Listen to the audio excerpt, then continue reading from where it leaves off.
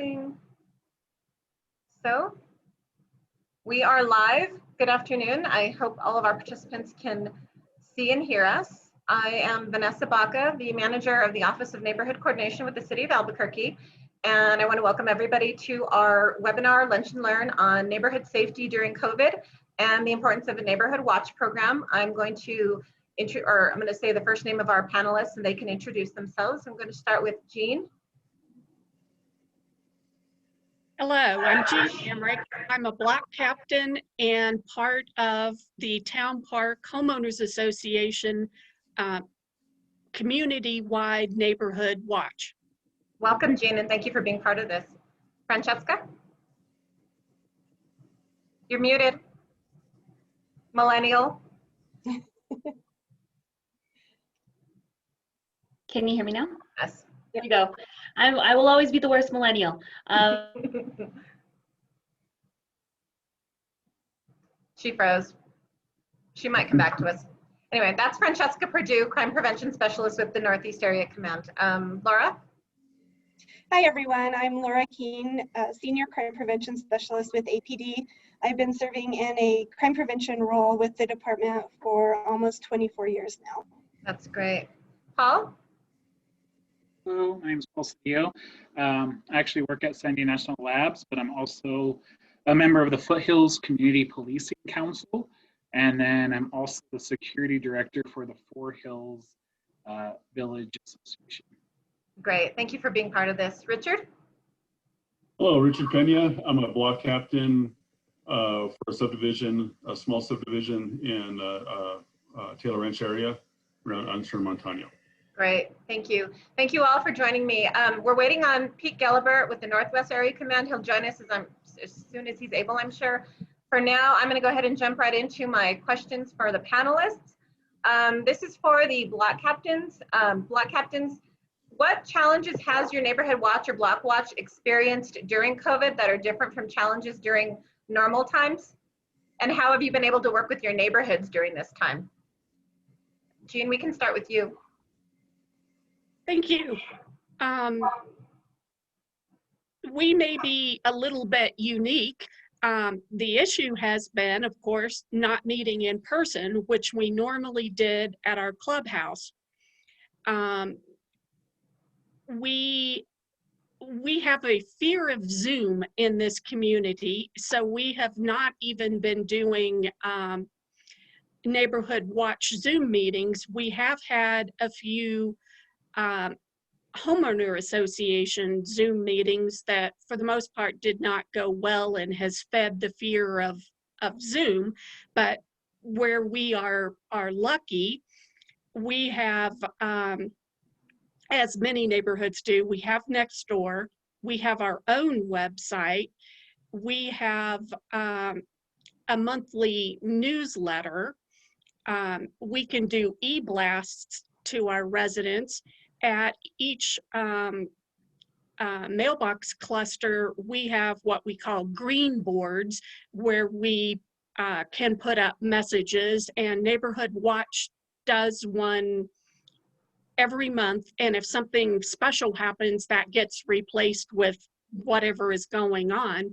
And at our gates, for COVID, we actually bought these electronic signs that you can change the messages, and it's a big sign in red letters, and we post things so people see when they go out the gate. So we have kept in touch, just not in person. Okay, that's great. Richard, what about your block area? Well, of course, folks, really have wanted to get together and meet as we did in the past. We are talking about doing some kind of when the weather warms up, do some kind of block party, driveway kind of block party thing where everybody kind of stays in their own driveway and kind of mingles as they feel comfortable doing. Mm-hmm. What's really been helpful, Vanessa, is your neighborhood newsletter. Even though I've sent several times the link to the website, you know, when you send those out via email, I just forward those to my contact list, and I'll get feedback from there, you know, much appreciated, you know, things like that. So, and of course, you know, this has given us an opportunity to just, you know, having a neighborhood watch program has given us an opportunity to you know the neighbors, and we've since expanded our contact list, or, you know, what we consider our block program, beyond the, you know, the one block area that we initially signed up for when we got the signs. You know, as people come and go and we get new neighbors, you know, I'll just go introduce myself and get their contact information and just include them on, you know, on our core list, even though they could be, you know, have a block away from our initial watch program. So Okay, this worked out well. great. That's great. Paul, what about your area and your neighborhood group? Just to clarify, I'm not a block captain, but I definitely Sorry, that's do. not my catch-all phrase. I'm sorry. I know it's just easier to just call everybody a block captain. I apologize. No, it's okay. I just don't want to take credit for the great things block captains do. But in our area, I'm going to echo what Richard and Jean said, is we definitely we try to use social media more than we have, I bet, in the past. That neighborhood app is, we can reach individuals that just stopped attending some of our board meetings. In the past, we would have something at the country club, and people would come in and we would have a good interaction. Right now, we still have meetings. We're still doing Zoom as board members, but it's just board members talking to board members, right? And helping that. And then, of course, we have newsletters, quarterly newsletters, where we push out some really good information, especially what I'm learning on the CPC, the Community Policing Council. We have Commander Collins gives us some great information. Individuals from the city gives us great information. So I provide it to a lot of those individuals in the neighborhood. But how do we actually get those in the neighborhood to talk to us? It's that neighborhood app. We really do.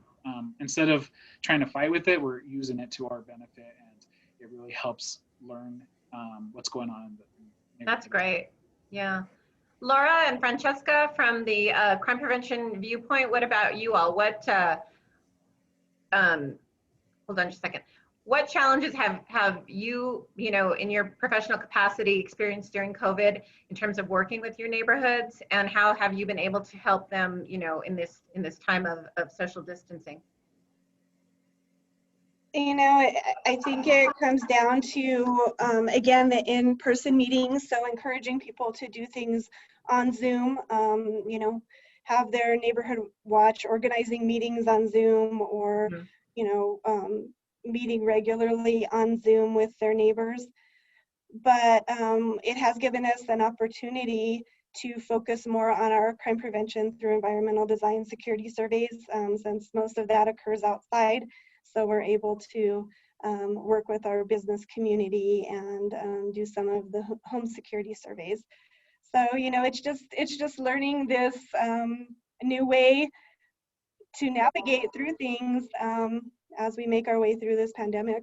Yeah, I know it's a challenge everywhere. Francesca, what about you?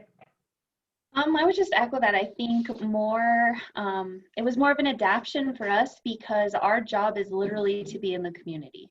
Our job is to be there in large gatherings, in small places, in community centers, in all the places that were closed. And so I think in the beginning stages of COVID, I felt, and I don't know if Laura did too, but I felt a real disconnect from our area command, because we didn't know what it was going to look like moving forward. And we didn't know what community policing and connecting with the community was going to look like for us, because we do a lot of that through Coffees with a Cop and different outreach events. We go out to the schools, our neighborhood meetings. And so I think over the course of the last year, it was just trying to figure out, how do we stay connected with our community members and still hear their concerns of crime? Sure. So I think that we've been able to adapt, though. I think now that we're back in the office, I feel more connected. We have Zoom, we have different ways of information sharing now. So it's gotten better. Yeah, from the ONC perspective, we've had that same challenge as well.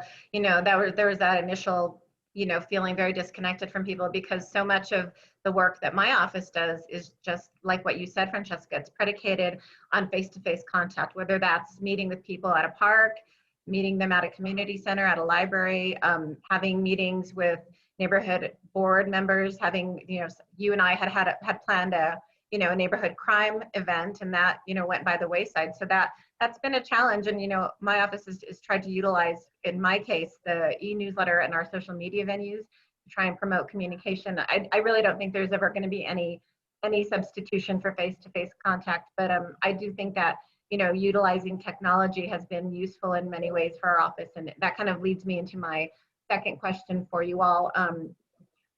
Has the use of technology and virtual meetings during COVID helped or hindered your work with your neighborhood watch or with your area command neighborhoods? And Francesca, since I have you under the microscope, so to speak, we'll start with you, and then we'll go on to the other folks. Okay, so sorry, I'm looking at the questions that we have here. Sorry, go ahead and repeat it. I was reading it.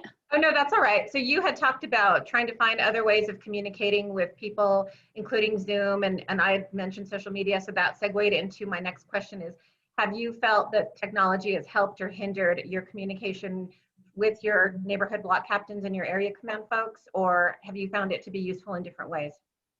I think it has both helped and hurt us.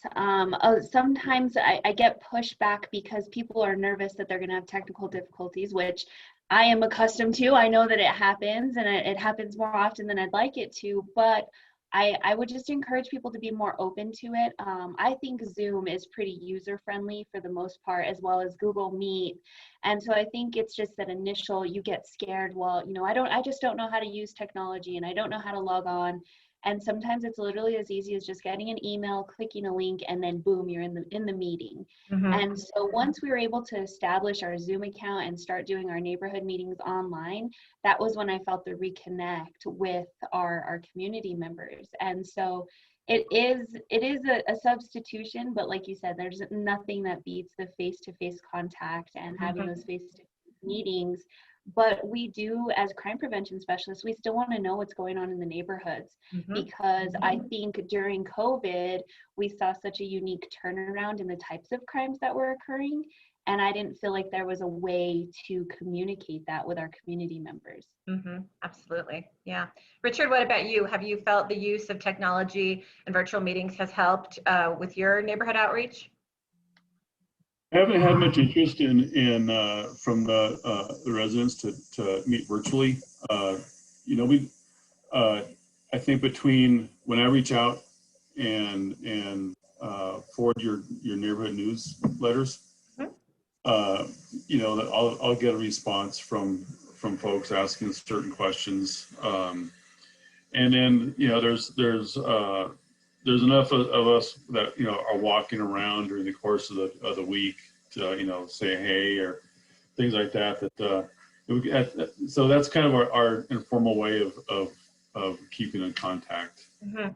And I've offered to meet in different using different venues, and there just hasn't been much interest. Sure. Yeah, I think a lot of people are you know, staying home and kind of keeping to themselves, not sure what the future is going to bring. So that's understandable, but I can see the challenges it would present to your trying to expand your outreach. Jean, what about you in terms of utilizing technology and virtual meetings? Have you found that it's been helpful or not so much? Well, for Neighborhood Watch, we have not done it. I am currently attempting to get our new board president, who is the head of our Neighborhood Watch and the other registered block captain in here, to convince the rest of the board to get our own internal paid Zoom account. We have been using, under their conditions, our property management company Zoom account to do some board, and then when we had our annual meeting last month, they have behaved poorly in setting up those Zooms. they do not just send you a link that people can click on. And we are a community with a lot of older people. Sure. So they're afraid of technology to start with. You get a piece of paper and you have to type in all of those letters and numbers.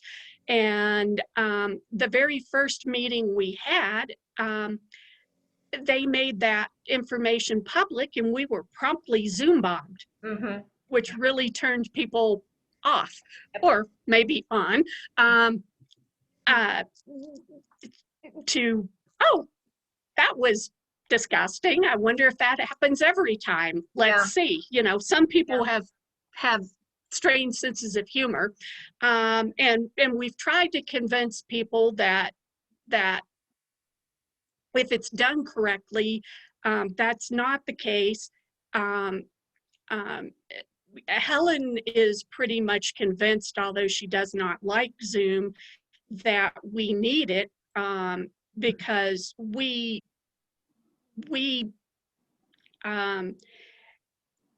I've convinced her that Neighborhood Watch could basically be a subset of our security committee, which she and I have both been on and off throughout the years, and our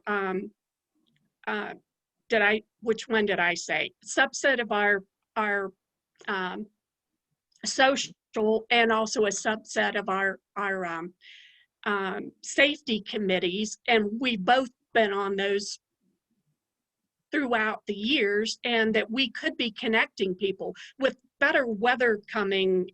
I don't know if my pleas for let's get a Zoom and let's try to start meeting so at least a few people might attend, whether that'll actually be heard or not, but I think it's hurt us because of the difficulty of logging on and that first experience of being Zoom bombed. Yeah, it's a challenge. Paul, I know you work with your community policing council, and I had heard from several people that the CPCs have actually experienced a significant uptick in attendance because of being able to utilize Zoom. Have you found that to be the case, Paul? Yeah, every month that we have our meetings, it feels like we're getting a little bit more every time. And I think it's a couple of things, because I think at first there was an unknown in the pandemic, and so there was a lot of in-person meetings that happened and then it just stopped, right? And so we had to get the message out there. And so I think it started slow and it hindered us for a while, but we found out through the neighborhood app, and then just kind of getting these newsletters out, reaching out to the different communities, the different neighborhood associations, and actually getting contacts going again. The buy-in came back. And so people are interested in what the leaders of APD and the leaders of the city have to say. It's a lot of really good information that you wouldn't get elsewhere in these meetings. It's amazing I can tell you, the interim police chief talked to us. He's gonna come right back now that he actually is our police chief. He's gonna come back and talk to us in the Foothills Community Policing Council meeting. And so we get these individuals that want to talk to the community. They feel they would love to, and they answer all the questions that come in. We take the time to answer the questions. And I think that's the biggest point is there's no questions that are ignored. And I think that's what people keep coming back for. And so started slow, but it's getting better and better and better. Do you envision utilizing some sort of a hybrid meeting model going forward once the public health order is lifted, in order to kind of continue providing that ease of access to these meetings for people using virtual meetings? I sure hope so, because there's benefits to both. We're saying we could reach more virtually, but in person you can't beat that. You can't beat that one-on-one, building those relationships, having the conversation. Virtual is harder to have a conversation. You could ask a question and then you answer it. And then, it's different. There's not that dialogue that you can really benefit from in person. So I think hybrid is probably the optimal place to be. Yeah, I agree. I've heard that from several of our neighborhood association folks as well, both those who are block captains and who are involved with public safety within their neighborhood associations, and then just general neighborhood folks. And, they like the idea of a hybrid type of a model. You know, some meetings are held virtually, some meetings are held face to face, because, you know, as we said before, there really is no substitute for that face to face interaction. So, so Laura. No, sorry, I was just gonna say one more thing. That's okay. Go ahead. I was looking at the comments, and someone just said, yeah, I've attended far more CPC meetings virtually than in person. Mm-hmm. So it's making a difference, and you can see it here in the chat. Yeah, I agree. You know, for better or for worse, technology is with us going forward, whether we want it or not. So, Laura, I wanted to ask you, from your perspective as a neighborhood watch person, what neighborhood safety issues have you heard about or experienced during the pandemic that previously had not been something that had been dealt with or had even come up? You know, I think the biggest that we've seen is the speeding and drag racing around town. Mm-hmm. It seems when everyone went into lockdown, it opened up the streets and people took advantage of that. Throughout our city, it's touched every single area command across the city, and that's one of the big ones. And when our businesses closed down, they became a target for vandals and commercial burglars. So, you know, folks knew that no one was occupying or checking in on that space as often. And so, unfortunately, our business community was doubly hit from being shut down and not being able to open to the public and see their profits, and then victimized on top of that with break-ins and vandalism. Yeah, that's really unfortunate. And yeah, I suppose it's not wholly unsurprising, but it's still very disappointing to hear about that.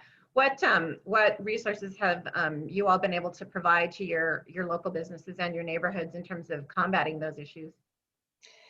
We have tactical plans going on throughout our city to address the racing and speeding. And I saw a news story just last night on the thousands of citations that have been written. So our traffic unit, as well as our area command beat officers, are doing the best that they can to address the issue. And then as far as our businesses, you know, we've been able to go out and meet with a lot of them one-on-one, provide those security surveys and feedback on how they can try to combat some of the things that are going on.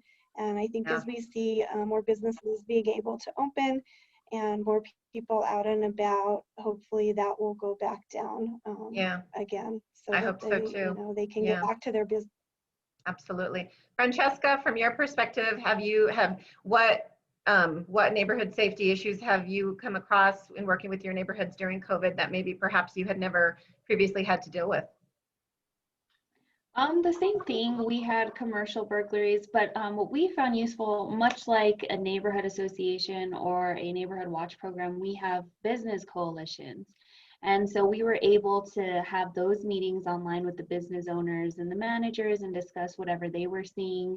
And so once we were able to get that connection and just kind of find out what was happening, we were able to translate that over to our, in my case, it was our proactive response team, and they went out to those locations and would just kind of patrol it, give extra attention to those businesses that were not occupied at the time or not in business.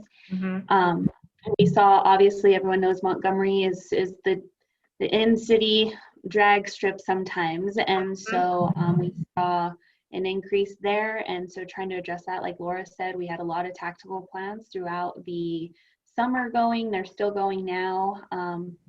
We saw an increase also in auto burglaries. Obviously, with everything being shut down, there were more people at parks and trailheads. And so people were getting hit with auto burglaries because they were going out more to the parks. And just, I think at some point we became a little complacent as a community. And we have to remember that even though life stopped as normal, crime did not.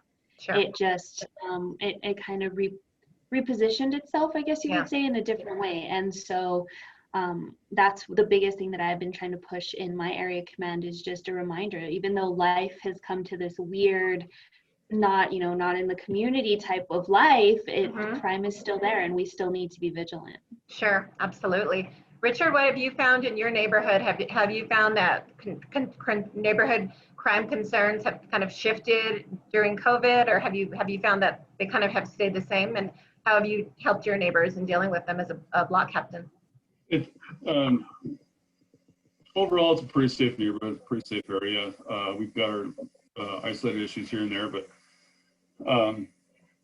I think the biggest thing is probably like what was said earlier, speeding. Yeah. And so before COVID hit, I picked up some, I think it's some kind of signs that say slow down or something like that. Slow down Albuquerque. Yep.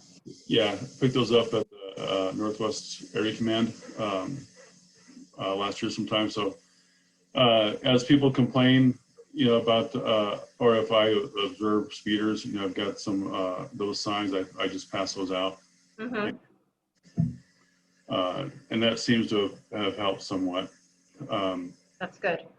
And you know, and when there is something in the neighborhood, like you know, it was great. We had a new neighbor that just moved in just behind my house, and he wasn't there again. They weren't part of our initial core watch program, but went over there and introduced myself, and I got his contact, and it wasn't more than a day or two later, or a week or two later, sent me something about a suspicious looking truck kind of slowly cruising the neighborhood. So I think I forwarded that information to Pete, and Pete got it to the appropriate folks to follow up. So Great. So, you know, people are still, even though people are, you know, in their homes, and contact is, you know, kind of minimal from what it, or less than what it was before. Sure. You know, we're still making it a point to reach out, and folks are still watching out. It's, you know, it's getting that, maintaining that minimal contact, and knowing your neighbors, and, you know, and knowing the vehicles that, you know, are normally around the neighborhood in front of people's houses, what's not, what looks unusual. Yeah. That's real helpful. So that's, you know, people are still maybe even more vigilant about their neighborhood awareness than what they would be otherwise. That's good. That's good to hear. And just as an aside, my office has taken on a bigger role in working with neighborhoods in terms of helping them deal with traffic calming issues, you know, in terms of speeding and stuff. So if there are ever any neighborhood folks that need slow down Albuquerque signs, you can also contact my office as well as your area command, and I can get you those signs as well. So just as an FYI, feel free to pass that on to people. Paul and Jean, what about you all? And have there been any issues in terms of neighborhood crime issues or neighborhood safety issues that maybe you hadn't dealt with previously that became an issue during COVID and social distancing? Jean, we can start with you. Not internally. We are right on Eubank and Central, basically. So we have the street racing, and there was an actual crash right at the intersection to turn in here that resulted in a death. So, awful. Yes, a young Air Force person on her way in or out. So beyond that, this is a pretty safe area inside our walls, and that hasn't changed. Okay, that's good. That's good. Paul, what about you?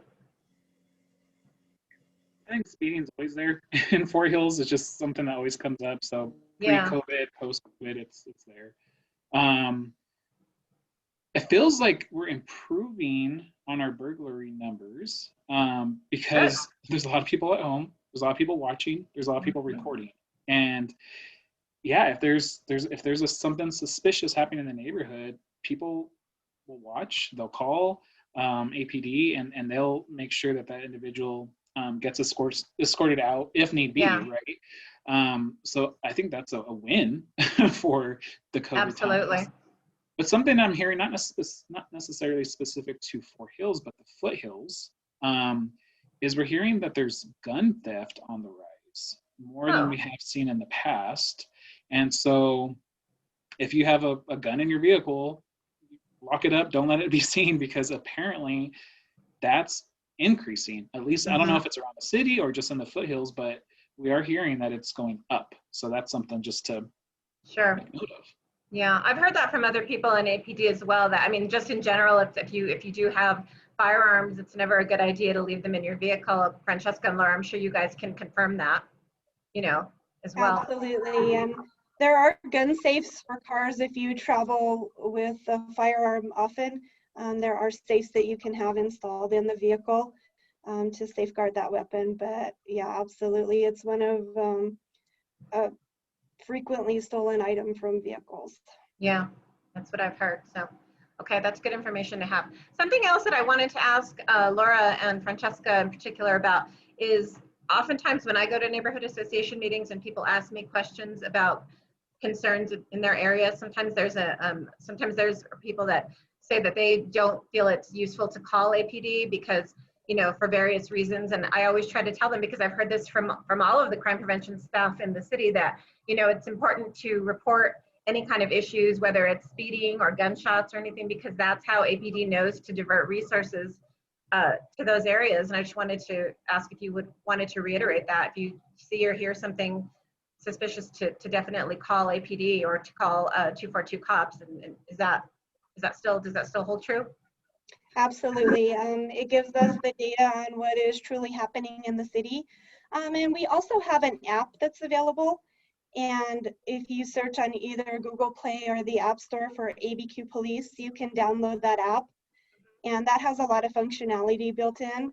The app is not going to take the place of dialing 911 if it's an emergency.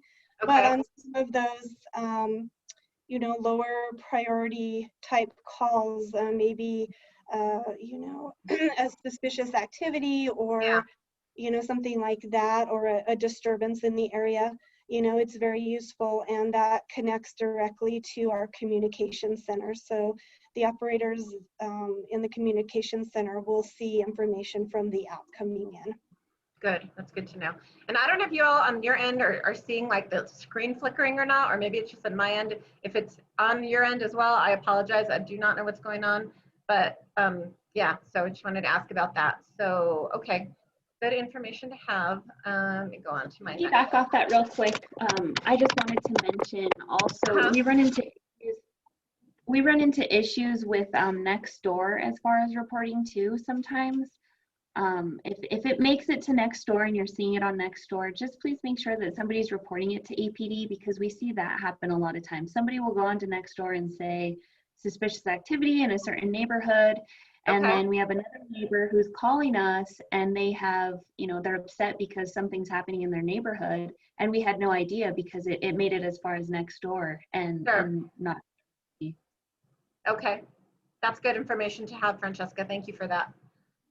So I wanted to get into the topic of just neighborhood watches in general. And Laura, I'll start with you because you oversee the program. How do you see neighborhood watches evolving in the time after COVID and just kind of in general? You know, I think people will be happy to get back to meeting with one another face to face. But, you know, I don't think that we should discount maybe trying to continue utilizing Zoom from time to time to draw in people that may not be able to attend. Sure. So, you know, I think the hybrid model that was spoken of earlier could perhaps be effective in neighborhood watch as well as in, you know, larger applications like the CPC. And I hope that, you know, folks will become more involved if there's more avenues to do so. I think, you know, going forward, we should maybe consider that as an option. We have had a couple of success stories with organizing meetings that occurred over Zoom during this time, and hopefully we can expand that a little as it gives more opportunity for folks to participate. Okay, great. Paul, since you are not technically a block captain, but you do have an active role in security issues related to your neighborhood, what about you? Do you see the role of Neighborhood Watch kind of expanding to include other types of functionality similar to what you do? I think so. I think especially post-COVID, I think we need to really focus on getting to know each other again. Just in 1 year, I can guarantee Four Hills sold probably close to 100 homes. And then, so we have a lot of diversity coming in, individuals leaving. And so we need to learn the neighborhood again, learn who has come in, who has left. And so I think building those relationships is so key to getting back to kind of where we were. Because there's a lot of people that just came in and really haven't really had an opportunity to meet with anybody yet. And so that hurts a neighborhood when you don't have those relationships. Because Four Hills Village has been around for a long time. And so there's a lot of people that really knew each other, and that's slightly going away now because of this past year. And so we really want to get that back again. Yeah, that's great. I think if anyone's going to do it, it's going to be you. So that's great. Jean, what about you? In terms of, I know you work specifically with an HOA. Do you see any kind of change coming in terms of neighborhood watch programs specific to HOAs? I hope that we can do some hybrid and see if that works. As soon as we can start meeting again, even if it's outside, I think we're going to try some more heavy recruitment of getting people involved again. We've had quite a few people move in, move out. People walk in here. Some are dog walking, some are just walking for exercise. We repaved our paths this year. It's a great resource, our walkers, because we have people walking in the pre-dawn hours till late at night. And to try to get people involved and get back. We have a wonderful national night out get together with large numbers of people that come, and we'd love to do something like that again. That's great. That would be very useful. Richard, what about you in terms of being a block captain, within a more specific neighborhood range? Do you foresee any kind of evolution of the role of neighborhood watch and the role of block captains in general? I don't, but it seems like once you establish a neighborhood watch, you almost kind of you allow it to evolve, how you see fit in your neighborhood. I know the official guidelines of establishing a watch program, but like I said before, bringing in other people that are maybe outside of our core block to include them on the email list is something that should be maybe encouraged after you get the initial signs established and paid for, things like that. Okay, it's okay to reach out to other folks beyond that initial block, if you will, to to include people in your list to get the word out regarding like your newsletters or things that I'll pick up at CPC or things like that, or attending a neighborhood association meeting. So and it's okay to let people know of those various meetings if they want to attend, whether they're a member of that initial block group or not.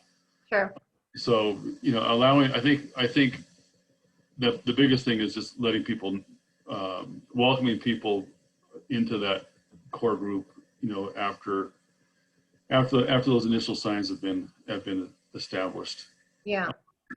Because there's been, I know that there was another neighborhood watch program, because I see the signs that are about just a few blocks away from my home, still within the subdivision. But when I initially checked into being a block captain, there was no record of that neighborhood watch program anymore. So, I've been here for about 20 years, and so it was established probably when the subdivision was first built, and then it just kind of faded away. kind of just faded away. Yeah. Yeah. You know, I once think once the watch program's established, it's just, you know, it kind of becomes your own, and Sure. how you allow it to evolve is really up to you and the neighbors. Yeah, I agree. So I know our panel is supposed to go until 1. I am having some major computer issues on my end, and I think my computer is about to die. So I apologize, but I'm going to have to shut my computer down and shut everything else down. So if our panelists, not our panelists, our attendees, if we did not get to your question, feel free to email it to me and I will get it to the panel members. And again, I do apologize. This is not what I was hoping that would happen, but I think I'm going to lose my computer any minute now. So I want to thank everybody for their time. We have been recording this and I will make sure that everybody gets a copy of it just as soon as I can get my computer going again. And thank you again for being part of this. And next time I have a virtual panel meeting, I'll make sure I have a better computer. So thank you all again for being part of this. I really appreciate you taking the time, and thank you to our attendees as well. Thank you. Thank you. Have a great afternoon. Thank you. Bye-bye. Bye.